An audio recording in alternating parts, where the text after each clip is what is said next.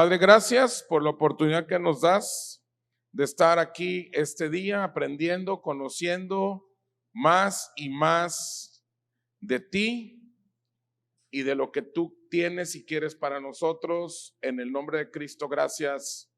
Amén y amén. No pude parar de enseñar sabiduría parte 4. O sea, por más que dije parte 3 ya está ahí, pero pues le seguí y no sé si vaya a haber 5 o ya le paro, no sé, estoy estudiando. Entonces, sabiduría parte 4. Entonces, vamos a leer Hechos, capítulo 9, verso 1. Su servidor lee el 1 y todos ustedes, siguiendo a Luis Alfredo, leen el 2 y así alternadamente hasta el 6. ¿Listos? ¿Listos? Ok. Dice, fíjense bien, lo van a leer con cuidado porque es bien importante. Cada palabra tiene un porqué y para qué. ¿Listos? Saulo, respirando aún amenazas y muerte contra los discípulos del Señor, vino al sumo sacerdote. Ustedes.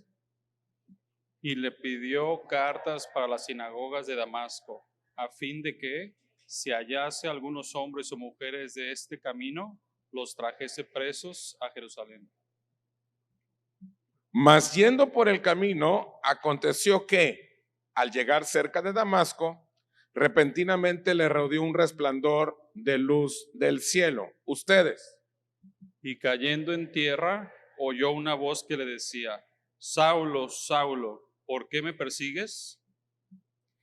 Él dijo: ¿quién eres, Señor? Y le dijo: yo soy Jesús, a quien tú persigues.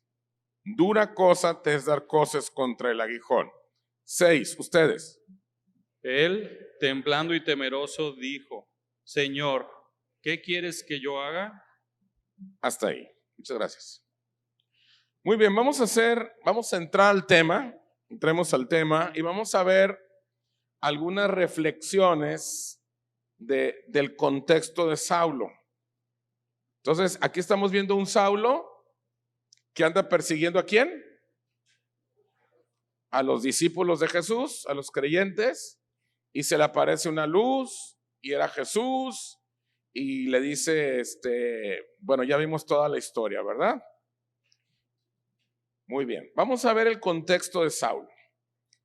Saulo, al partir para un viaje tan importante, él estaba seguro que tenía inclinaciones nobles y un corazón correcto. O sea, Saulo se sentía que él estaba haciendo lo correcto, ¿sí? Él estaba, o sea, los discípulos de Jesús eran unos herejes, ¿verdad? Entonces él estaba haciendo lo correcto. Tengo una pregunta así general, no es pregunta de mesa, es así como de botanita, así, para entrar así. ¿Saulo había sentido algún remordimiento por todo lo que estaba haciendo? ¿Verdad que no? Aparentemente, no. Ok, esa es la respuesta. Muy bien. Él andaba por ciudades extranjeras en persecución de sus víctimas. Se sentía excesivamente airado contra ellas y cuando se dirigía a Damasco, todavía respiraba amenazas y deseos de matar, de matanza. ¿Sí? Entonces, él andaba por muchas ciudades persiguiendo. Tenía que actuar contra sus sentimientos naturales y ultrajarlos con la sangrienta misión. O sea, a pesar de que sabía que él estaba haciendo lo correcto según él, pues tenía que luchar contra sus sentimientos porque ahí iban niños, iban bebés, iban viejitos. ¿Sí me explico? Ok. También una preguntita así de rápido para todos. ¿Cuál era la misión de Saulo? ¿Cuál era su misión? ¿Cuál era su misión? Exterminar a los cristianos, dicen aquí. Era el Terminator de hace 2000 años, ¿verdad? ¿Sí? ¿Cuál era su misión? ¿Qué más se les ocurre? Cumplir órdenes, del imperio. Bueno, su misión aquí les puse era capturar, encarcelar y ordenar muertes de los seguidores de Jesús. Esa era su misión. Básicamente, capturar, encarcelar y en algunos casos ordenar ¿qué? Las muertes. Porque los que encarcelaba, ¿qué pasaba con los que encarcelaba? Pues los dejaban ahí y luego ya había un juicio y ya había otras personas que dictaban la muerte. ¿Sí? Ok. Pero en su viaje a Damasco, algo sobrenatural sucedió. Era un viaje muy largo, más de 180 millas, o sea, 290 kilómetros más o menos. Y con los medios que entonces se usaban, tardaba cuando menos 6 días en realizarlo. 290 kilómetros es casi de aquí a Guadalajara. Y entre lo que caminaba y el caballo y el burro y lo que sea, 6 días. Tenía que atravesar un desierto donde nada debía distraer su mente y que alterara su reflexión. Para Saulo no era cualquier Saulo no era cualquier persona. Saulo era discípulo de Gamaliel, el abogado de la humanidad y de la tolerancia. Y Gamaliel había aconsejado al concilio que dejaran a los cristianos en paz.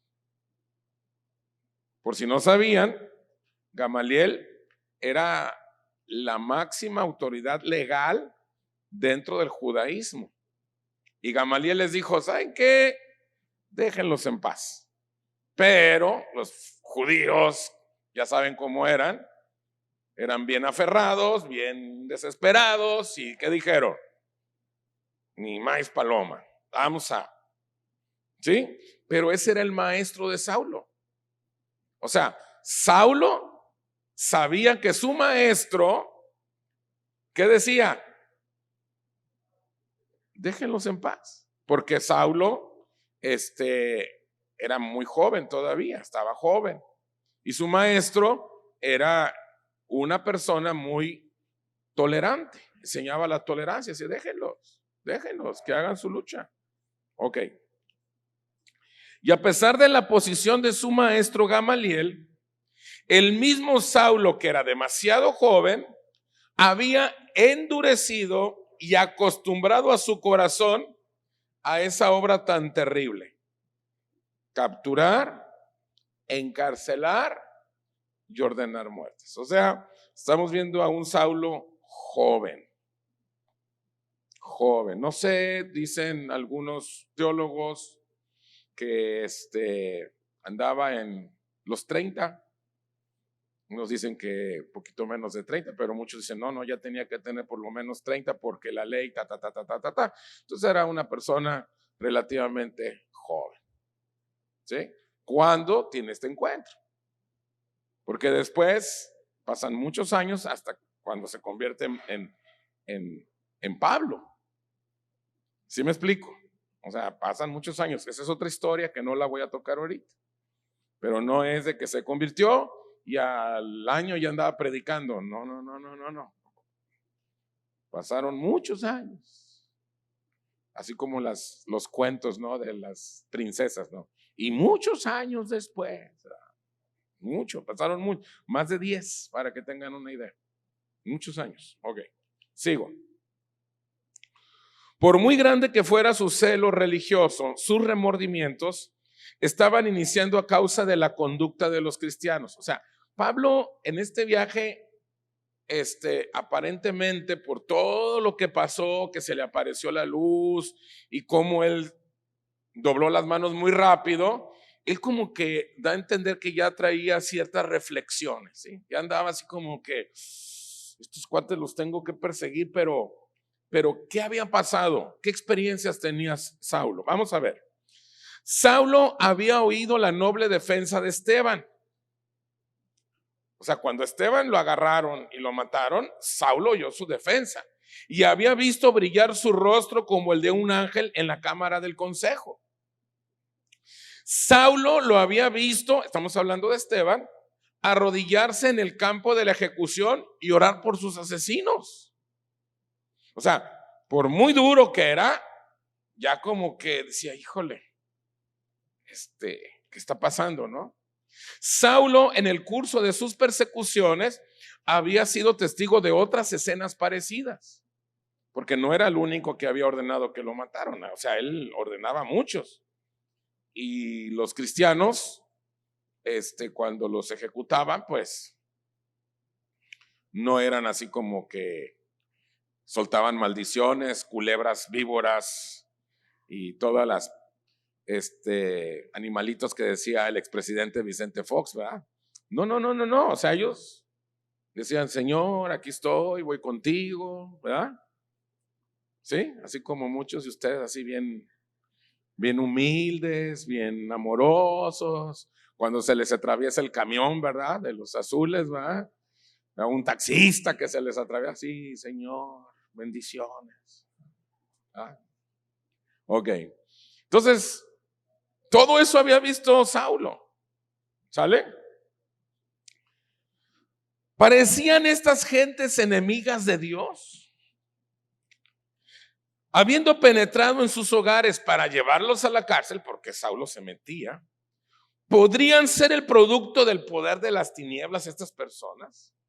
Él había oído a Esteban probar por las escrituras que era necesario que el Mesías sufriera. O sea, Esteban cuando hizo su defensa, fue una defensa no de 2 minutos, o sea, fue un concilio y fueron horas y Esteban se la sabía las escrituras. Y ahí estaba ¿quién? El discípulo de Gamaliel, que también sabía. Y el tipo decía, o sea, no es un loco cualquiera, este cuate le sabe. Y él había oído todo eso. Él había oído de los cristianos incidentes de la vida de Cristo que representaban un personaje muy diferente del que mostraban los retratos bosquejados por sus informadores fariseos. O sea, los cristianos que capturaban daban informes de cómo había sido Cristo, pero por el otro lado Saulo, sus informantes eran los fariseos y tenían otro bosquejo diferente de cómo era Cristo. Entonces, pasan los años, pasa la persecución y Saulo empieza a darle vueltas la cabecita, ¿verdad? Dice, a ver, pero en este viaje pasa algo muy especial. ¿Listos? Vamos a entrar a la revelación. Todavía no es pregunta de mesa, todavía no. Son preguntas así como para empezarnos a preparar. Estas se las saben, es bien fácil esta pregunta. ¿Qué fue lo primero que hizo Saulo cuando cayó en tierra? Lo primero que hizo Saulo cuando cayó en tierra. Piénsenle bien. ¿Qué fue lo primero que hizo? A ver. ¿Qué hizo? Dijo, ya me caí, ya me ensucié el pantalón. Ya se me ensució el vestido. ¿Qué dijo? Preguntó, ¿quién eres? Muy bien. Esa es una buena pregunta para hacerle a Dios. ¿Ah? Una muy buena pregunta. ¿Quién eres? Saulo de Tarso vio la gloria y dijo, ¿quién eres? Y el Señor, ¿qué le respondió a Saulo? ¿Cuál fue la respuesta del Señor a Saulo? ¿Qué fue lo que le respondió? ¿Qué le dijo? El que tú persigues. ¿Cuál fue la respuesta?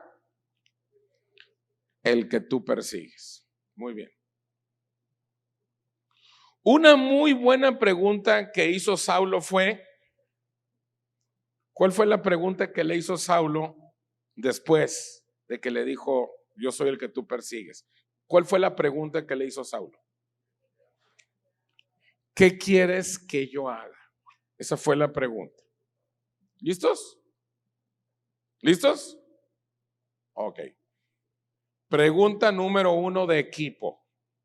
Pregunta, no me pongan en la hoja la pregunta, solamente la respuesta. Ahí hay otras hojas más si quieren apuntar comentarios, lo que quieran, pero en la hoja esa solamente la respuesta. Pregunta número 1 de equipo es una pregunta aparentemente muy fácil, pero ya estamos en la revelación. ¿Listos? Pregunta número 1. Y les voy a dar 2 minutos. ¿Por qué escogió Dios a Saulo?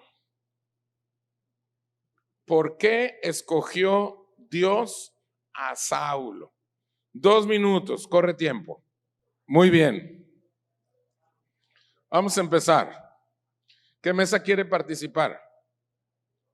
Aquí. Attention, please.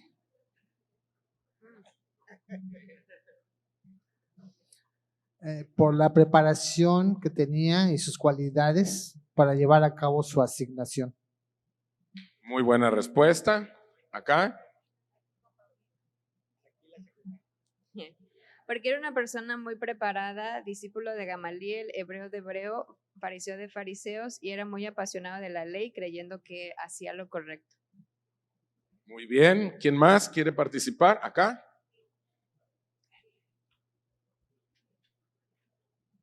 Porque Saulo conocía la ley.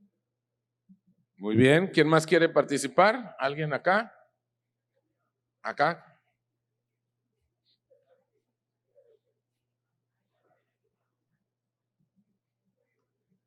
Porque sabía lo comprometido y apasionado que era por cumplir su deber. Muy bien. ¿Quién más quiere opinar? Última. Última. Acá, Piña.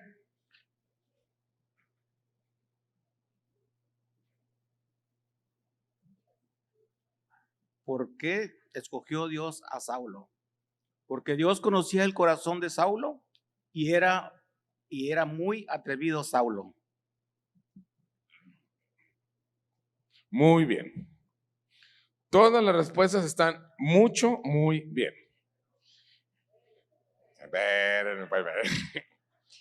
Miren, como yo ya más o menos sabía, puse lo siguiente. La pregunta es, ¿por qué escogió Dios a Saulo? ¿Sí? Bueno, las siguientes respuestas que son correctas, por si alguien las pensó, aparte de las que ustedes pusieron, son correctas. Porque Dios es soberano, o sea, Dios llama a quien Él quiere, punto. Porque ya estaba predestinado, también es correcto. Porque Dios vio su corazón, todo lo que dijeron que porque era aventado y porque era entusiasta, y también es correcto. Porque en la omnisciencia de Dios ya sabía lo que iba a pasar. Omnisciencia es que todo lo sabe, también es correcto. Y lo que algunos dijeron por ahí, porque vio el potencial que tenía, también es correcto. Todo lo que dijeron es correcto. ¿Cómo se llama la conferencia? Ok, entonces tenemos que empezar a ver el llamado de Saulo bajo una perspectiva en un contexto de sabiduría. ¿Sale?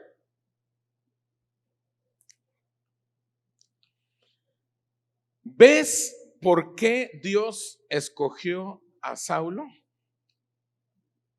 ¿Cuál creen que es la respuesta? ¿Por qué podemos ver que Dios escogió a Saulo? Ya dijeron todo lo que dijeron y está bien. Ahora sí.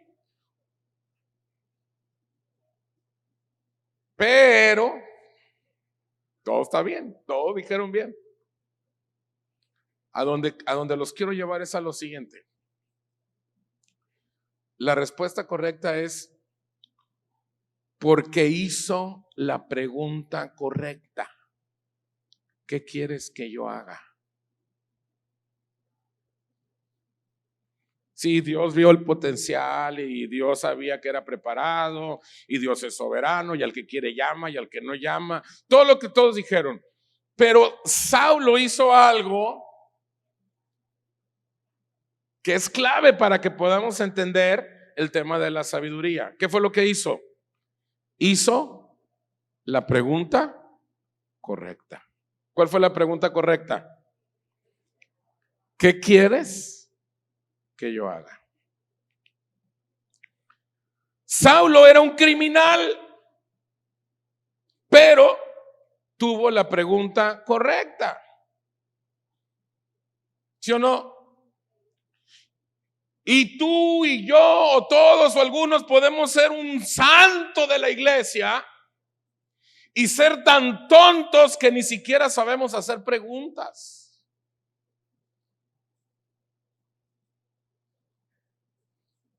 ¿Sí me estoy dando a entender? O sea, él era un criminal, pero ¿qué hizo? La pregunta correcta. Y tú puedes ser un mega persinado de la iglesia, un súper en los estándares evangélicos o en los estándares católicos súper santo, pero no sabes hacer las preguntas. ¿Sí me estoy dando a entender? Ahorita voy para allá. La pregunta es,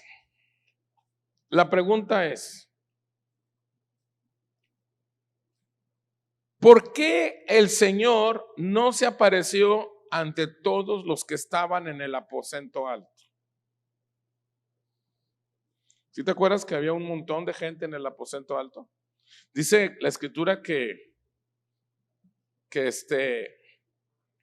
perdón, eran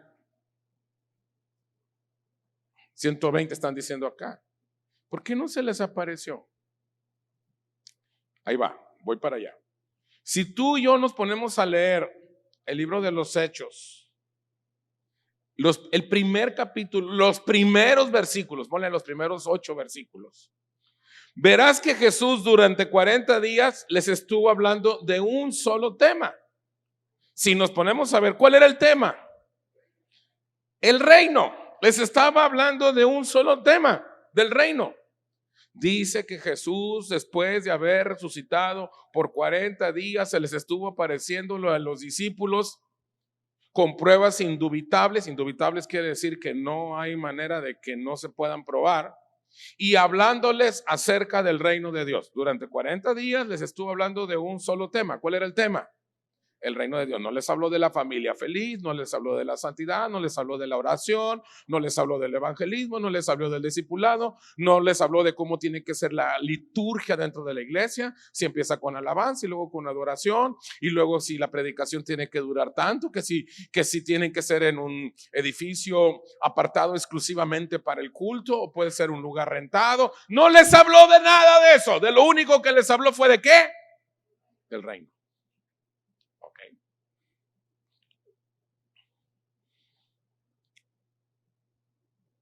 ¿Qué pregunta le hizo Pedro después de los 40 días? Después de 40 días de que Jesús les estuvo hablando del reino, ¿cuál fue la pregunta que le hizo Pedro? Pedro y Pablo eran hermanos y amigos, ¿sí? No, esa es otra, ¿verdad? No, estamos hablando, uno es Pedro y otro es Pablo o Saulo, pues. De los Tigres del Norte, nomás.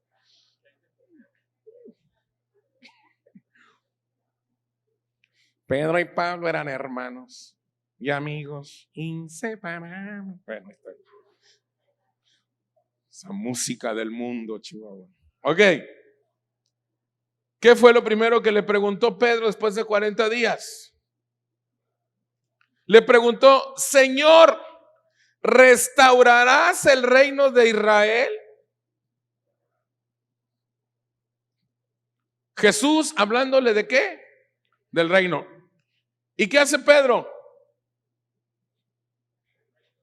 Señor, ¿y Israel aquí? Pues estamos bajo Roma. Nos tienen casi como esclavos. ¿Y aquí qué? ¿Vas a tener un libertador?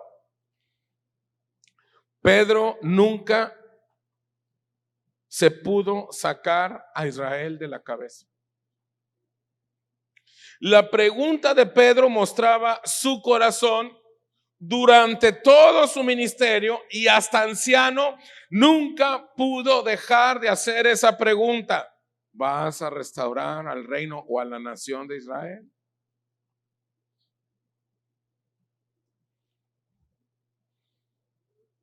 O sea, ¿qué le preguntó Saulo? ¿Qué le preguntó Saulo? La pregunta correcta: ¿qué quieres que yo haga? ¿Y qué le preguntaba Pedrito? La pregunta incorrecta. Te estoy hablando de reino, papi. Y tú me sales que si la iglesia va a crecer aquí.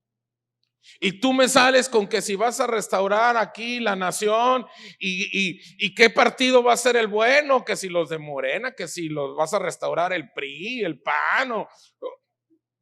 Te estoy hablando de reino. ¿Y qué me estás preguntando? Algo incorrecto. ¿Sí le estamos entendiendo ya? ¿Ya?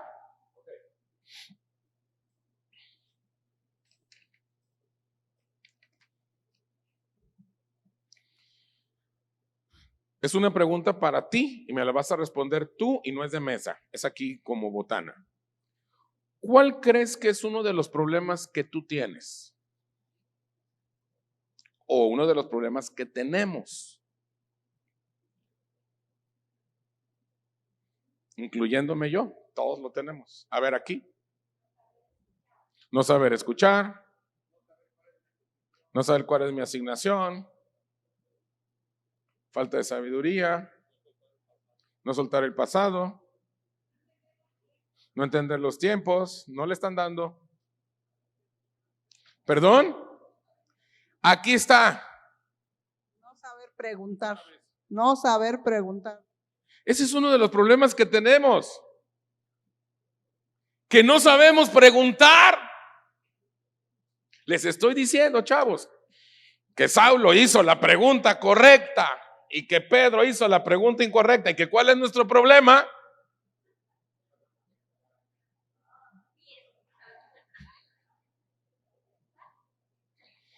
Óigame, no, ¿cómo? Los voy a ahorcar. El problema es cuando tú tienes una mala pregunta, nunca vas a tener la respuesta de Dios. El problema, uno de los problemas que todos tenemos es que no sabemos preguntarle a Dios.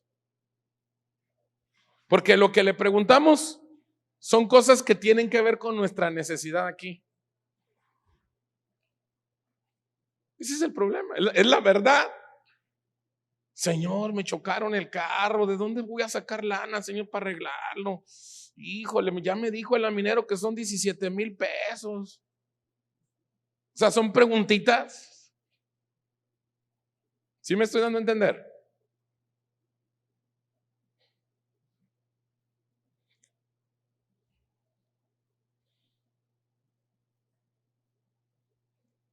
Una gran pregunta es precursora.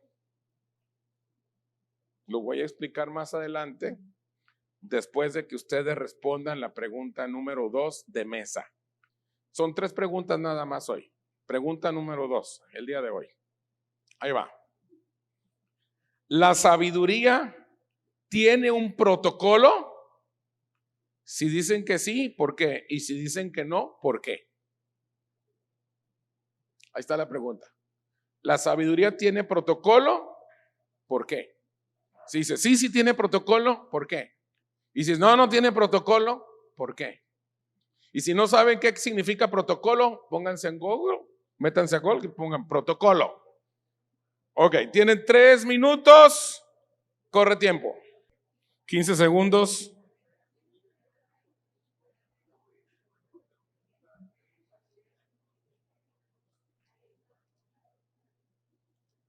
Muy bien. 3 minutos, ahora sí vamos a participar, las mesas que no han participado y las que ya participaron, si quieren volver a participar, adelante. Ok.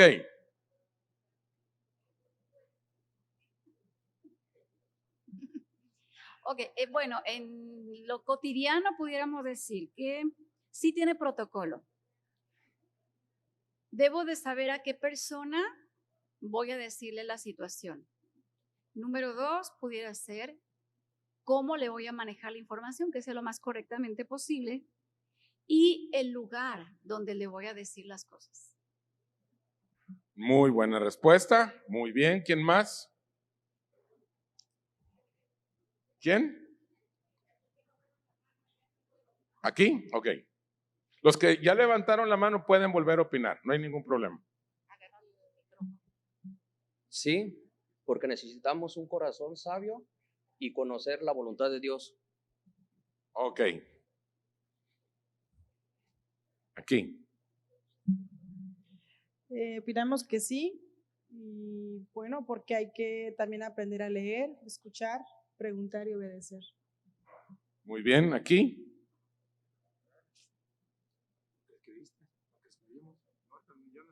No se escribió. No, todavía no. Acá.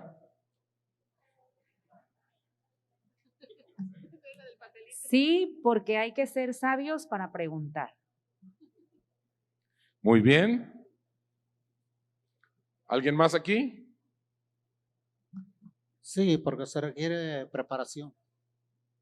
Ok. ¿Alguien más? Sí. Dice, sí, tener el conocimiento, tener un corazón dispuesto, recordar lo que aprendimos y saber en qué momento utilizarlo. Muy bien, vamos a avanzarle. ¿Aquí quieren opinar? ¿Sí? Sí, porque se tiene que ser agradecido ante Dios, estudiar, prepararse y sobre todo hacer las preguntas correctas. Muy bien, la mayoría de ustedes respondió muy bien y la respuesta sí dieron a la clave. La respuesta es sí. ¿La sabiduría tiene un protocolo? Sí. ¿Por qué? La respuesta es porque tú nunca podrás arribar a sabiduría si no te haces las preguntas correctas. Nunca vas a poder llegar a la sabiduría si no te haces ¿qué? Las preguntas correctas. Entonces, ¿el protocolo cuál es? Hacer las preguntas correctas. ¿Por qué escogió Dios a Saulo? Porque hizo la pregunta correcta. ¿Y por qué Pedro siempre se quedó allá medio rezagadón? Porque por más que estuvo con el maestro y vivió con él, desayunaba, comía, cenaba, dormía, se contentaba y todo, el burrito cabezón nunca pudo hacer ¿qué? Por más que les explicó del reino el otro. Y la nación de Israel la vas a restaurar. Y por más que el Señor quiere hacerle, y vas a restaurar mi familia, y vas a restaurar mi negocio, y vas a restaurar aquí la colonia y mi ciudad. Y el Señor hablándote de reino y tú preguntándole que si los limones pueden dar papayas. Ok. La escalera a la sabiduría está poblada por escalones de preguntas. Repito, la escalera a la sabiduría está poblada por escalones de ¿qué? Preguntas. Si para ti la pregunta es una cuestión ligera, entonces vas a hacer 1000 preguntas y lo único que estás haciendo es perder tu tiempo. O sea, no se trata de hacerle a Dios 1000 preguntas, se trata de hacer la pregunta, no las preguntas. Primero va una. Y si es correcta, entonces siguen las demás preguntas. Pero la pregunta correcta no es a ver de las 1000 cuál era la correcta. ¿Sí me explico? O sea, el camino de la sabiduría es un asunto, es como una escalera llena de escalones y cada escalón ¿qué es? La pregunta correcta, si no vas a perder tu tiempo.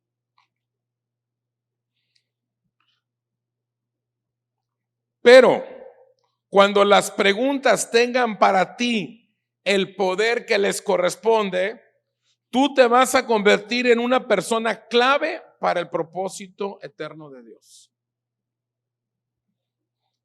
Para cuando, o sea, si tú alcanzas a entender el poder que tienen las preguntas y te lanzas a hacer las preguntas correctas a Dios, te vas a convertir en una persona clave para cumplir el propósito de Dios. En este caso, la asignación que Dios tiene para ti.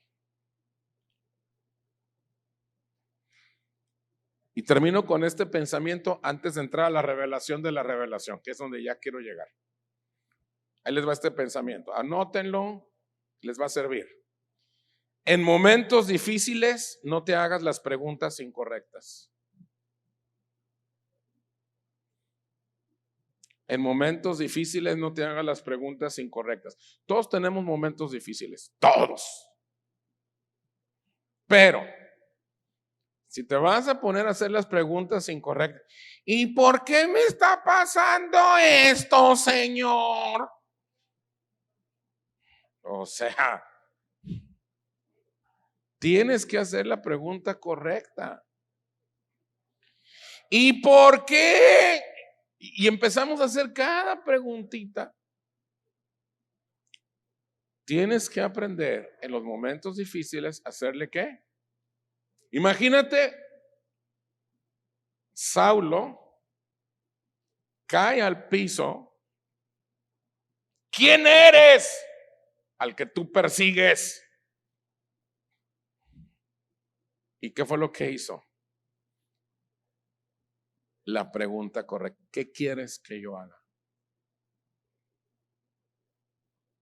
No es, ¿y por qué me tumbaste? No te entiendo con eso de, ¿y quién? El que tú persigues. A ver, ¿estamos hablando del mismo, el mismo Jesús? O sea, no entró en esos detallitos. Él se fue al punto. ¿Cuál era el punto? ¿Qué quieres que yo haga?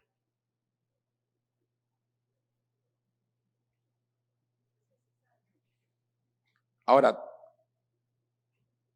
¿tú alguna vez te ha pasado por la mente algo que tú sabes que Dios quiere que tú hagas? ¿Y ya se lo preguntaste de veras? ¿O voy para allá? Vamos a entrar a la revelación de la revelación. ¿Listos? ¿Listos? El evangelio mal predicado ha producido en nosotros dos cosas. Estas son las dos cosas que ha producido el evangelio mal predicado. O sea, las malas enseñanzas en las iglesias evangélicas o en las iglesias católicas. Ahí les van, dos cosas. Esto es, se la saben. Número uno, altivez.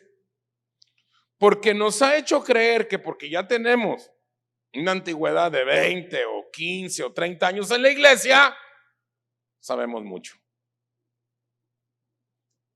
No, yo ya tengo 20 años. ¿Qué me van a enseñar a mí? No, hombre, yo ya tengo 35 años predicando. ¿Quién cree que me puede enseñar algo? No, hombre, yo ya me la sé. No, si yo nací en la iglesia. Yo ya me tomé todos los cursos y diplomados y ¿qué me puedes enseñar? Número uno, ¿qué? Altivez. Y aquí viene la más sabrosa. Número dos,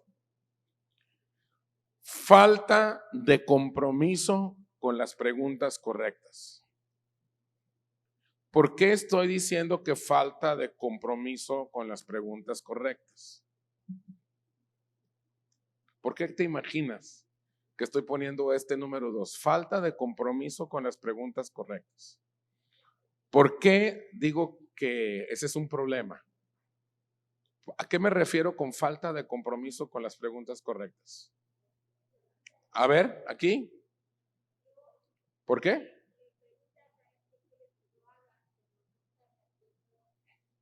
A ver, la pregunta es, ¿por qué hay falta de compromiso con las preguntas correctas? O sea, ¿por qué no hacemos las preguntas correctas? Pues es de otra manera. ¿Por qué? Las pedimos, pero no estamos al 100% que las vamos a hacer. Muy bien. Porque al final nos da miedo tener que seguir la indicación de la respuesta. Como Moisés. Es que yo no puedo hablar bien, o sea, los pretextos. Ok. Falta de compromiso con las preguntas correctas. O sea, ¿a qué me refiero con falta de compromiso? La respuesta es porque le tenemos miedo a las respuestas.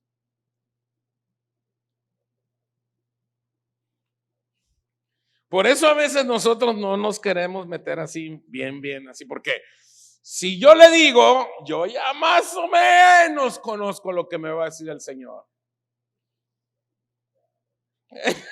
A ver, compadres, a ver, que te oigan todos. Le pregunta uno, ¿qué quieres que ella haga? ¿Sí le entendieron? Pues le dice, Señor, ¿qué quieres que ella haga? ¿O qué quieres que él haga? Pero no es, ¿qué quieres que yo haga? Entonces, le tenemos miedo a las respuestas. O sea, ya más o menos sabemos por dónde va.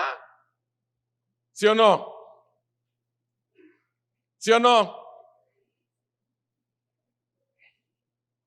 O sea, tú ya sabes por dónde va. ¿Por qué no hacemos las preguntas correctas?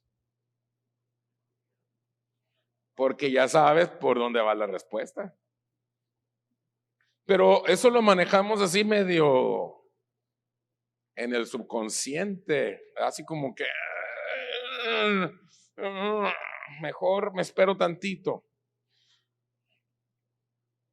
Cuando Pablo, siendo aún Saulo de Tarso, le pregunta al Señor, ¿qué quieres que yo haga? El Señor le dice, lo que yo quiero que hagas no tiene nada que ver con lo que estás haciendo. Si tú le vas a preguntar a Dios, ¿qué quieres que yo haga? Mira, una de las muy seguras respuestas que vas a obtener de parte de Dios es nada de lo que estás haciendo. Le dice, tú estás matando y yo te quiero como productor de vida. Voy a decir una frase a continuación, anótala o tómale una foto. Ahí te va. Una respuesta de Dios puede cambiar tu profesión y toda tu vida. Una respuesta de Dios puede cambiar toda tu profesión y tu vida. O sea, si te pones y le preguntas a Dios, ¿qué? Pero de veras, así como Saulo iba a ver, ¿qué quieres que haga? ¿Qué vio Dios en Saulo? Dijo, me está haciendo la pregunta correcta. Y dijo, me sirve. El tipo tenía unos cuantos segundos de haber tenido su encuentro con Jesús. Tenía unos segundos de haberse encontrado con Jesús y ya le estaba preguntando, ¿qué quieres que yo haga? ¿Cuál es el problema en la iglesia? Que la gente tiene años en la iglesia y jamás le pregunta, ¿qué quieres que yo haga? Y si le pregunta, se lo pregunta de mentiritas. Señor, ¿qué quieres que yo haga? Pero ¿vas a restaurar mi familia? Señor, ¿qué quieres que yo haga? Pero ¿vas a restaurar mi nación? Señor, ¿qué quieres que yo haga? Pero ¿vas a restaurar mi negocio? Señor, ¿qué quieres que yo haga? Pero ¿vas a restaurar mi salud? Señor, ¿qué quieres que yo haga? Pero ¿vas a restaurar mi relación con fulano y con mengano y con sultano?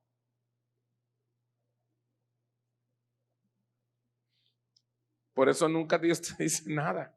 Y muchos dicen, pues yo no sé cuál es mi asignación, yo no sé qué tengo que hacer. Pues no, brother, porque en lugar de preguntarle a Dios la pregunta correcta, le estás preguntando la pregunta incorrecta. ¿Vas a restaurar mi vida?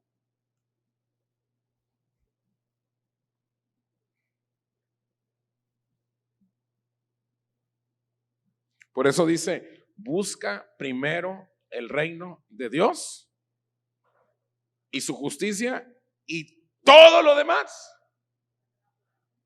llega porque llega. Pero el problema es que buscamos todo lo demás menos la pregunta correcta.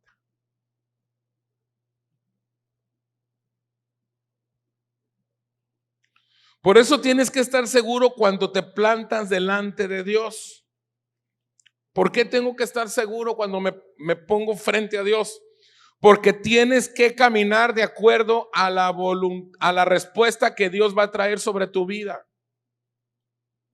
Si le vas a hacer la pregunta, te tienes que poner bien. Si no, sigue jugando al cristiano. Sigue con tu religión. Sigue perdiendo el tiempo los domingos o todos los días de tu vida yendo a reuniones o leyendo la Biblia o escuchando cosas que no tienen nada que ver con la pregunta correcta o con las preguntas correctas. Y aquí tengo una pregunta para todos ustedes, que ya se sabe la respuesta. ¿Cuál es el primer paso del protocolo a la sabiduría? ¿Cuál es el primer paso, el primer escalón dentro del protocolo de la sabiduría? Más fuerte. Ahí va, perdón. Hacer la pregunta correcta. Hacer la pregunta correcta. Ese es el primer paso. Una buena pregunta. Señor, yo quiero sabiduría. Pues pregúntame bien, papi. Oh, Señor, yo quiero. Y ahí están las iglesias. Vamos a hacer una fila y vamos a traer aceite y el que quiera sabiduría le vamos a untar una unción de sabiduría, porque aquí dice la Biblia que el que quiere pida y se le da y no tenga duda. Ya vimos el contexto hace 15 días. ¿Qué significa eso? No es así nada más porque sí. ¿Quieres sabiduría? ¿Por dónde tienes que empezar? Haciendo la pregunta correcta. Porque todas las preguntas que hacemos, la verdad, aquí entre nos en confianza, así, de compas, así, como dicen los chavos, la neta, están medias mensas las preguntas que hacemos. La neta. Le hacemos cada preguntita a Dios que...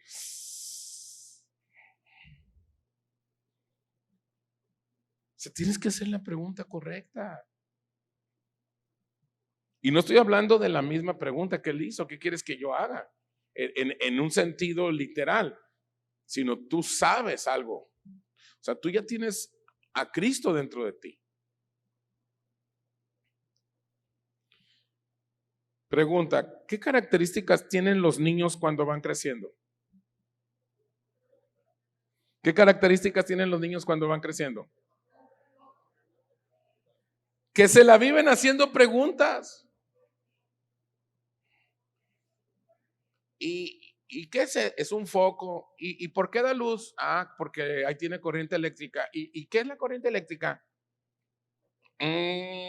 Cuando vayas a física te lo van a explicar, hijito.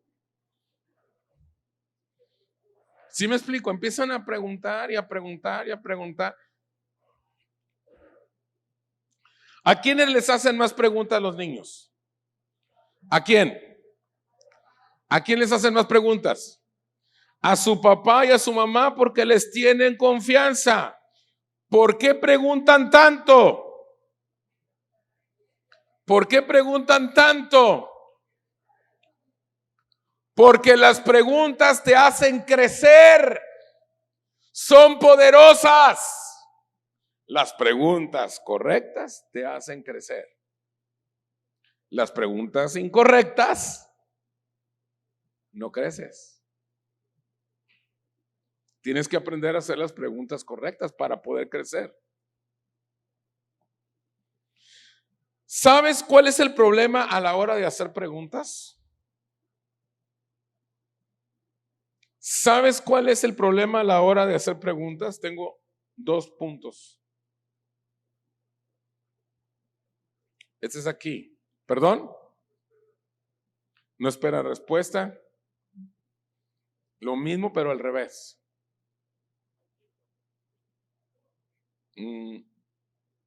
Esa es la segunda respuesta, consecuencia de la primera respuesta. ¿Cuál es el problema a la hora de hacer preguntas?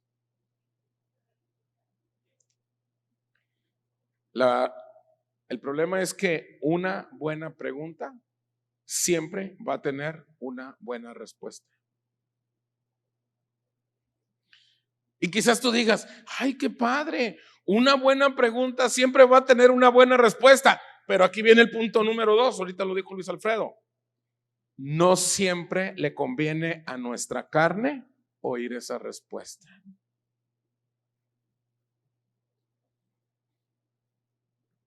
A veces a mí vienen personas y me dicen, quiero consejería, pásale, siéntate. Me platican su bronca y digo, le tienes que hacer así, así, así.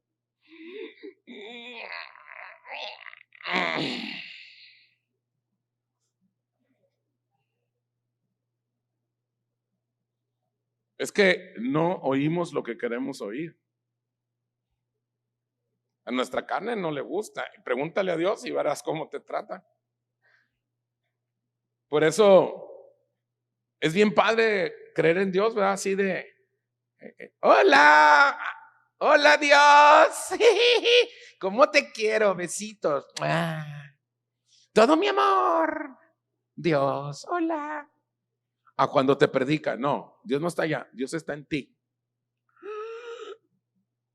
¿Cómo? Él está en ti, vive en ti, mora en ti. No le tienes que pedir que venga a su presencia al culto, a la reunión. No le tienes que pedir que se manifieste. Él ya vive en ti. Él está en ti, tú estás en él. Hazle la pregunta correcta.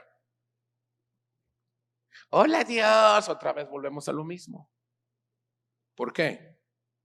Porque a nuestra carne no le gusta ¿qué? Las respuestas de Dios. Por eso no hacemos buenas preguntas. Por eso divagamos, por eso no vamos al grano. ¿Sabes por qué no crecemos? ¿Sabes por qué un creyente no crece? Porque no quiere crecer. Porque no nos gusta saber lo que nos va a pedir el Señor que hagamos. Es que si yo me meto así, pero como yo sé que Él quiere,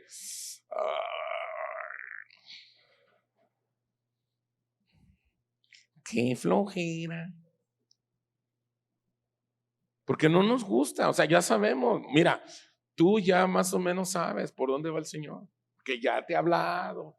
Con sueños, con situaciones, o a lo mejor te han profetizado y te han dicho, y has leído por ahí un libro, y tienes un llamado para ciertas cosas, y el año que viene, ahora sí, el año que viene, Señor. Es el clásico, ¿no? Entrando enero me pongo a dieta. ¿Cómo no? Y luego los tamales, ¿verdad? Dices, bueno, la rosca de Reyes primero, ¿verdad? Para que brille la lonja, ¿verdad? Y luego, pues los tamales, y pues ya qué, pues ya en Semana Santa, ya casi. Pues.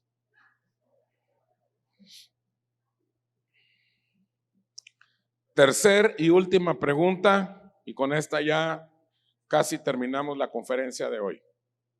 Tercer pregunta, ¿qué significa dura cosa te es dar cosas contra el aguijón?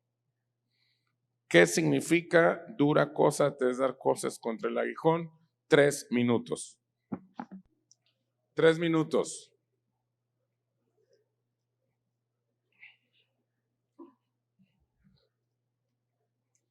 ¿Qué mesa quiere participar? A ver, ¿qué mesa quiere participar?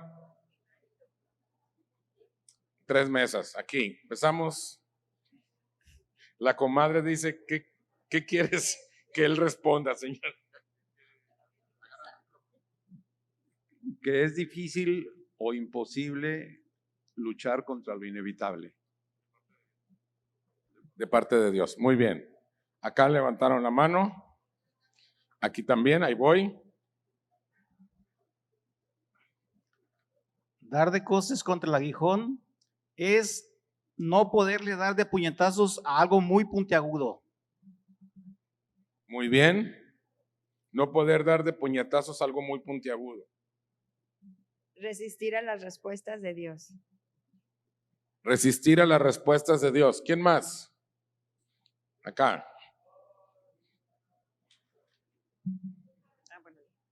Es inútil pelear contra Dios. No puedes resistir a lo que Dios tiene designado para ti. Muy bien. Es duro justificar el por qué hacemos las preguntas incorrectas. Muy bien. Voy a leerles un poquito. ¿Qué significa todo esto? Todos respondieron correcto. Está bien. Ahí va. Attention, please. El pastor de bueyes lleva en la mano una garrocha terminada en una aguda punta de hierro, de la cual se sirve para hacer andar el animal, o para que se pare, o para que cambie de dirección. Entonces, hay pastor de ovejas, pero este es pastor ¿de qué? De bueyes. Y lleva en la mano una ¿qué? Una garrocha, y en la punta tiene una punta de fierro, de hierro. Y le sirve para que el buey camine, se pare o cambie de dirección.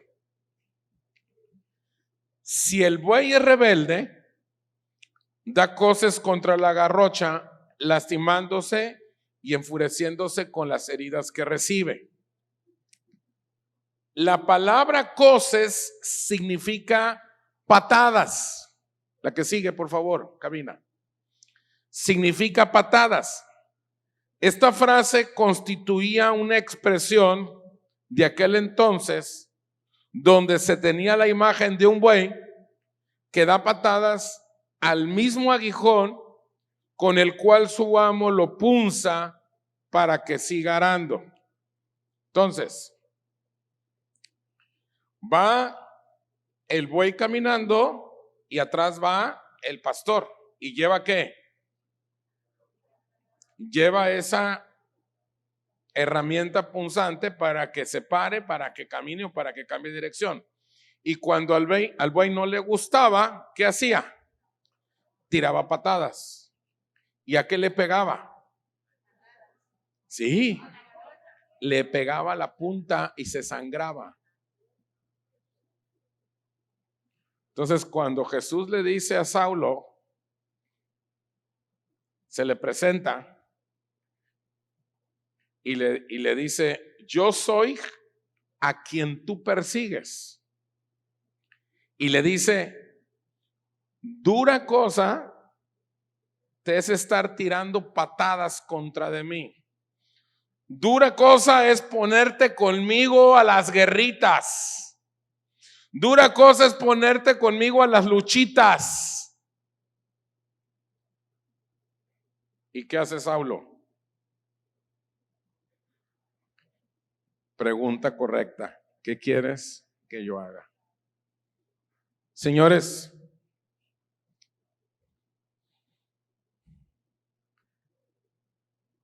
no sé cuánto tiempo tengas de cristiano, pero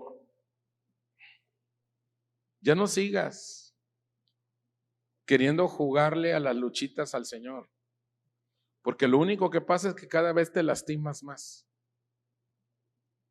Y entre más te lastimas, muchas veces más se amarga a la gente. Por eso hay tanto creyente amargado. No, yo ya no quiero ir a ningún lado, yo ya fui a todos lados, nadie tiene que enseñarme, yo me quedo. ¿Sabes por qué? Porque no hace la pregunta correcta. ¿Qué quieres que yo haga, Señor? Se la pasa tirándole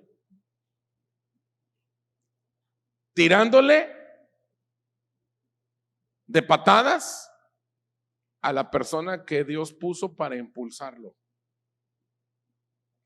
Se supone que los apóstoles, profetas, evangelistas, pastores y maestros estamos para impulsarte.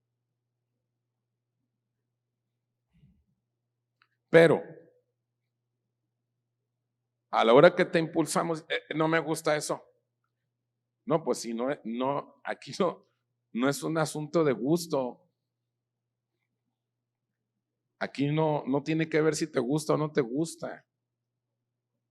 No tiene que ver si me... ¿A poco crees que a mi carne de Ernesto Rueda hay muchas cosas que le gustan? ¿A poco crees que todo lo que me dice Dios que haga, digo, ay, qué lindo el Señor? Ay, qué lindo, qué bonito. Cuando hay alguien que me la está partiendo y diciendo, y el Señor va y me dice, ámalo, perdónalo. Ay, qué bonito se siente amar a todos. Como el Walter Mercado, ¿verdad? Ay, mucho, pero mucho amor. ¿A poco tú crees que se siente bonito amar y perdonar y hacer cosas que van contra tus tradiciones, contra tu carne, contra todo eso? Pero si tú te le pones al brinco, vas a salir lastimado. Eso es lo que le está diciendo Dios a Saulo. Ponte conmigo a las patadas a ver cómo te va. Y el otro, bien listo. ¿Qué quieres que yo haga? Aquí estoy, Señor. ¿Qué quieres que yo haga? Lo que tú me digas. Ahora sí que como cuando te van a poner una inyección. Yo era terrible para las inyecciones. Tenían que venir 4 gentes a sostenerme. Uno me agarraba de los brazos, de las piernas y 3 así casi montados. ¿Y cómo crees que ponía la nalga así dura para que no entrara? Y eran de esas jeringas de vidrio, ¿te acuerdas?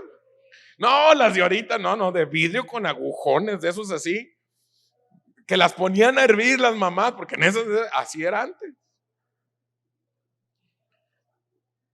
Y duro, de todos modos me la ponían, y mi hijito, y yo empezaba a llorar, y luego se ponían a preparar la jeringa enfrente de uno, ¿verdad? Unos jeringones así, decía, no hombre, son para caballo, decía yo, y yo pues niñito, ¿verdad? No hombre, pues fui creciendo, fui madurando, ¿y qué crees que aprendí? Flojito y cooperando. Y entre más flojita la pongas, no te duele más que el caldito, ¿verdad? La sustancia. Ahora, ¿qué quieres? ¿Cómo te la quieres pasar con Dios? ¿Quieres hacer tus berrinches? No, es que yo creo que la iglesia, yo creo que los pastores, y yo creo que el Espíritu. Saca toda tu bola de conjeturas. Hay una forma de hacer las cosas, no la inventé yo, no la inventaste tú. Dios tiene su forma, te guste o no te guste. ¿Quieres dar de patadas contra el aguijón? Dalas. Segunda opción, haz la pregunta correcta. Nada más que si la vas a hacer, el que se lleva, se aguanta. Vamos a ponernos de pie, terminamos.